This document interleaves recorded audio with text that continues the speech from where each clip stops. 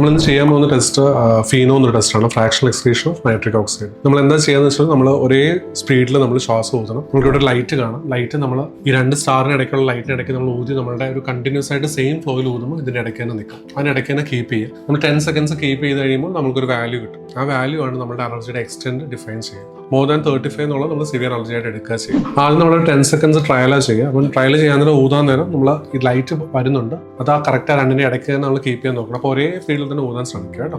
മൂക്കിൽ കൂടി ശ്വാസം എടുക്കും, വലിച്ചെടുത്തോളൂ, ഊതിക്കോളൂ, ഊതിക്കോ ഊതിക്കോ. അവിടെ നിൽക്കട്ടെ, അവിടെ നിൽക്കട്ടെ, അവിടെ നിൽക്കട്ടെ, അവിടെ നിൽക്കട്ടെ. അതേ ഫോഴ്സ്, അതേ ഫോഴ്സ്, അതേ force. Continue continue continue continue continue continue continue 2 seconds more. Continue continue continue continue continue continue continue.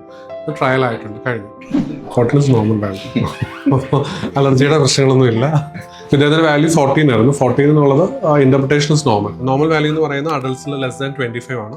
Moderate എന്ന് പറയുന്നത് 25 to 50, മോർ ദാൻ 50 എന്ന് പറയുന്നത് സിവിയർ. ഇപ്പൊ നമ്മൾ കാണിച്ച ഈ ഒരു റിപ്പോർട്ട് എന്ന് പറയുന്ന ഒരു അബ്നോർമൽ പേഷ്യന്റ് റിപ്പോർട്ടാണ്. അപ്പൊ ഇനിഷ്യലി നമ്മൾ ഒക്ടോബർ എൻഡിൽ നമ്മൾ ചെയ്തപ്പോഴത്തെ വാല്യൂ 45 ആണ്. നമുക്കത് കാണാൻ പറ്റുന്നുണ്ട്. നമ്മൾ അതിന് ശേഷം ഇൻഹേലർ യൂസ് ചെയ്ത് നമ്മൾ ട്രീറ്റ്മെന്റ് സ്റ്റാർട്ട് ചെയ്തതിനു ശേഷം ഫെബ്രുവരിയിലെ ലേറ്റസ്റ്റ് വാല്യൂ ആണ് ഈ 20 എന്നുള്ളത്. ആ ട്രെൻഡ് ലൈൻ ആണ് ഈ ഒരു ഡിസെൻഡിങ് ലൈൻ ആയിട്ട് നമ്മൾ കാണുന്നത്. 20 ആയപ്പോൾ നമുക്കറിയാം ആ കുട്ടിയുടെ അലർജി കൺട്രോൾഡ് ആണ്, നമുക്ക് ഇൻഹേലർ സ്റ്റോപ്പ് ചെയ്യാം എന്നുള്ളൊരു ഐഡിയ കിട്ടുകയും ചെയ്യും. അപ്പൊ അതാണ് ഈ ഒരു ടെസ്റ്റിന്റെ സിഗ്നിഫിക്കൻസ്.